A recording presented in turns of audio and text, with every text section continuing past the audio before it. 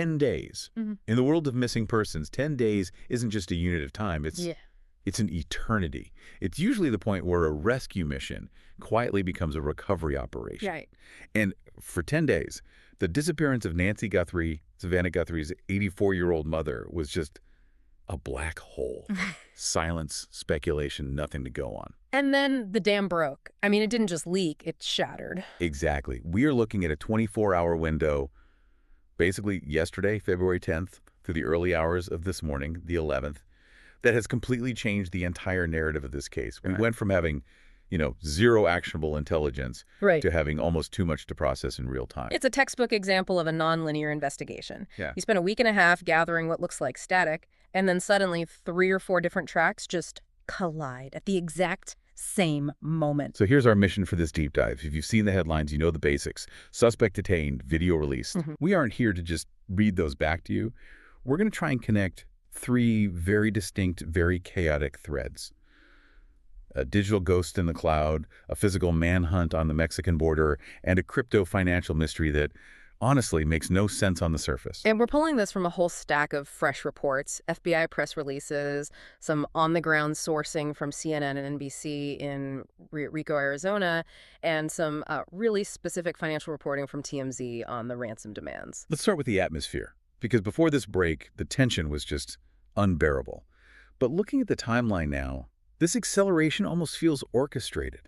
Or am I giving investigators too much credit? It's actually usually the opposite. It's what we call the cascade effect. You have digital forensics teams working in a silo over here, patrol units working the streets over there, and financial analysts watching the blockchain. They're all working independently until one domino falls, and when it does, they all intersect. That's exactly what happened yesterday. Okay, so let's talk about that first domino, the video. Because for 10 days, we were told there were no leads. Then, 1:03 p.m. Tuesday, the FBI drops footage that is, frankly, terrifying. It is. And we need to be really precise about what we're seeing. This isn't some grainy shot of a figure 3 blocks away. No. This is a doorbell camera right at Nancy Guthrie's home in Tucson. The timestamp is from the early morning of Sunday, February 1st. Which puts us right at the moment of abduction. She missed church that morning. That was the first red flag for the family. Exactly. The video shows a masked individual wearing gloves and a backpack, and this is crucial armed with a firearm, but it's the behavior that the profilers are going to be all over. He walks right up to the camera. That's the part that stuck with me. If you're a criminal in 2026, you know what a doorbell camera is. You know it records. Why walk right up to it? It suggests one of 2 things, either arrogance or a real lack of sophistication about cloud storage. He comes face-to-face with the lens and he tampers with it. He thinks if he breaks the device, the evidence is gone. He likely assumed that, yeah. Which brings us to the technical side of this, and this is what I found so fascinating. The SBI director, Kash Patel, he didn't just say, "We found the video." He used this really specific phrase. He said they recovered residual data located in back-end systems. Right, and for anyone listening who cares about digital privacy or security, this is a huge insight. This footage wasn't just sitting in the user's app. It had probably been deleted, or the device was disconnected in a way that severed that user-facing link. So for 10 days, investigators could have been looking at that account and seeing nothing. Essentially, yes. They were flying blind on that angle. And this is the key takeaway here. In the cloud architecture of companies like Google, who owns this tech, delete is often just a command for the user interface. It just hides it from you. It removes the file from your view. It doesn't necessarily wipe the magnetic or solid-state storage on the server right away. So the data just persists. It persists. In cache files and backup redundancies, what they sometimes call ghost data on the server, the FBI had to issue warrants directly to the tech provider to have their engineers go into the back-end architecture, the digital graveyard, so to speak, and exhume this footage. And that explains the 10-day lag. It wasn't that they didn't have the camera, it's that they had to legally and technically compel the resurrection of the data. Precisely. It's a whole process. You need one court order for the user data, but you need a much higher level order to force a tech giant to dig through their own proprietary backups. That takes lawyers, it takes engineers, and it takes time. It's a chilling thought, though, isn't it? We usually worry that our data is never private. In this case, thank God it wasn't. It's the double-edged sword of the surveillance state. The same mechanism people fear, the permanence of data, is the only reason we have a potential face for this suspect today. Okay, so Tuesday afternoon, the digital ghost becomes real. The public sees the mask, the gun, the gray SUV. Just 8 hours later, the scene shifts 60 miles south. To Rio Rico, Arizona. And we really need to talk about this geography because it is not an accident. I looked it up. Rio Rico is basically a stopover on Interstate 19, right? It's the funnel. Yeah. If you are driving south from Tucson to the Mexican border, Rio Rico is the last real community before you hit Nogales and the port of entry. It's about 10 miles from the international line. So if you're trying to run, That's where you're vulnerable. You're squeezing into a choke point. You've got checkpoints, cameras, a high density of border patrol. so at 9:40 p.m. on Tuesday, Pima County sheriffs stop a gray SUV. Now, the media just ran with this suspect caught. But that's not what the police said. No, and the legal distinction here is vital. They detained a subject for questioning. They did not arrest him for kidnapping. They didn't charge him. They just have reasonable suspicion. Likely, based on the vehicle description from that video they just recovered, it's enough to pull him over. But they didn't find Nancy in the car. No. If they had, the headlines would be Nancy found. Instead, the headline is search warrant executed. Right, so the action moves from the traffic stop to a house around 11:15 p.m. This is where the CNN reporting gets incredible. They've got a team on the ground watching the FBI and the evidence response team just swarm this house near the highway. And they cordon off the whole street. This isn't a knock and talk. It's a raid. They are looking for something specific. And then CNN talks to a woman outside who claims to be the homeowner, and she drops this one specific detail that completely changes how I view this suspect. The son-in-law comment? Yeah. She says the guy they're questioning is her son-in-law, Carlos. And what does Carlos do for a living? He's a delivery driver in Tucson. A delivery driver. Think about it. If you are building a profile of a suspect who can stake out a house, walk up to a porch, and then vanish without anyone calling 911, what's the perfect camouflage? A delivery vest. We're all conditioned to just ignore them. They're part of the background noise of every suburb. Exactly. It's what psychologists call inattentional blindness. A man in a mask walking up your neighbor's driveway is suspicious. A man in a mask holding a package is just Tuesday. It gives you a reason to be there. It allows for loitering, for casing a property, and it allows for a quick exit without raising a single alarm. But hold on. I want to push back on that a little. Just because he drives a gray SUV and delivers packages doesn't automatically make him a kidnapper. No, you're absolutely right to be skeptical. I mean, it makes him a guy who fits a very, very broad description. It does, and that's why he hasn't been charged yet. Gray SUVs are one of the most common vehicles in America. Being a delivery driver is a common job. It is entirely possible this Carlos is just a guy who was in the wrong place at the wrong time, driving the wrong car. But the raid on the house, that suggests they're looking for more, for something specific. They're looking for a link. Biological evidence, DNA, hair, fibers, or digital evidence phones, laptops. They have to link Carlos to Nancy Guthrie, not just Carlos, to a gray SUV. The proximity to the border is what terrifies me, though. If he was 10 miles from Mexico, was he on his way out? Or on his way back? That's the million-dollar question, isn't it? If this was a handover, if Nancy was moved across the border days ago, Rio Rico might just be where the logistics guy lives, the driver, the coyote. Which implies a network. This isn't a lone wolf. And that segues perfectly into the third prong of this whole mess, the money.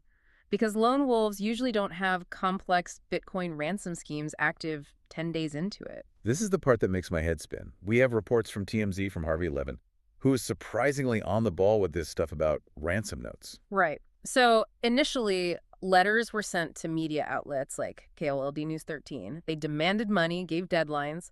Thursday, February 5th, Monday the 9th. But the FBI special agent in charge, Heath Janke, he came out and pretty much said, ignore these, there's no proof of life. Which is standard procedure. If a kidnapper doesn't give you a photo of the victim holding today's newspaper or a voice recording, you have to assume it's a hoax. Just the scammer trying to cash in on the news. Exactly. Someone trying to make a quick buck. But now, TMZ is reporting that the Bitcoin wallet that was in those notes is suddenly active. And that completely revives the credibility of the threat. Okay, explain that to me. Because if I'm a scammer, can I just move Bitcoin around to look busy? You can, but why would you? If you're a scammer, you want money in. You don't usually move money around unless you're trying to launder it or consolidate it. Activity on the blockchain, which is public, you have to remember, it signals that someone has the private keys to that wallet and is actively engaging with the network. So, does this mean the kidnapper is panicking? The video drops at 1:30 p.m. The traffic stop is at 9:40 p.m. When does the money start to move? The timing is still a little murky, but the correlation is deeply suspicious. If Carlos gets pulled over and then suddenly the wallet activates, it could be a signal to a partner. Darn it. Move the funds. Right, or it could be the kidnapper just seeing the news and thinking, they're getting close, I need to cash out now. But isn't Bitcoin traceable? I thought the whole crypto's anonymous thing was basically a myth by now. It is a myth. It's pseudonymous, we can see the wallet address, we can see the transaction string, we just don't know who owns it. However, the moment that money touches a regulated exchange like a Coinbase or a Binance, to be turned into dollars or pesos, the FBI will know. They have triggers set up on all those exchanges. So the kidnapper is caught in a digital trap. They have the potential money, but they can't actually spend it without revealing who they are. Unless they're very, very good at using things like mixers or tumblers to wash the crypto. But that takes time and it takes skill. And in a panic situation, people make mistakes, they get sloppy. This brings up a really difficult dynamic. On one side, you have the FBI analyzing blockchain and dirt on SUVs, and on the other, you have Savannah Guthrie and her family. The human element. And it feels like there are two completely different strategies happening at the same time. The FBI is saying, no proof of life, don't believe the notes, everyone stay quiet. And Savannah's on social media posting these videos crying, saying, we will pay. It's a divergence of interests. You see this in all high-profile kidnappings. The law enforcement objective is apprehend the criminal, secure justice, and recover the victim, usually in that order of priority. And the family's objective is just get mom back. They don't care if the guy gets away with the money as long as Nancy walks through the door. Savannah posted a specific message saying the family believes Nancy is still alive. She's essentially overruling the FBI's public skepticism. She's trying to speak directly to the kidnapper. By saying, we believe she's alive, she's offering them a way out. She's saying, she's still valuable to you. Don't hurt her. We are still buyers for this product. That's a brutal way to put it. Kidnapping is a transaction. It's a business deal. Savannah is trying to keep the negotiations open while the FBI is trying to shut them down to squeeze the suspect. We've learned a bit more about Nancy, too. She's 84, dropped off at home January 31st, watches church services online. Her pastor, a guy named Michael Rodzina, gave a quote that I found really moving. He said the family is using prayer to introduce new possibilities. That's a powerful way to frame it. When the facts, the probabilities are grim, you have to rely on possibilities. The FBI deals in what is likely. The family deals in what is possible. And right now, it is possible that Nancy's being held in a safe house near the border, waiting for a ransom that the family is desperate to pay. But the Carlos arrest, or detention, I should say, it complicates that. If they have a guy, but they don't have Nancy, and they don't have the rest of the crew, then you are in the most dangerous phase, the gap. If the kidnapper knows his partner has been caught, does he cut his losses? Does he panic? It's the prisoner's dilemma, but in real life. Exactly. And that's why the silence from the authorities today is likely deafening. They are probably in a room with Carlos right now trying to flip him before the rest of the network even realizes he's gone. It makes you realize how much we just don't know about what happens behind the scenes. We see the flashing lights on the news, but the real work is happening in an interrogation room or a server farm somewhere. That's right. And remember, the FBI doesn't leak unless they want to.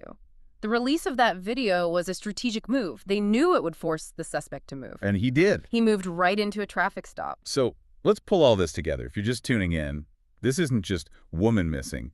This is a collision of three different worlds. World one, the digital. The recovered video from the back end of the cloud that gave us a face and a car.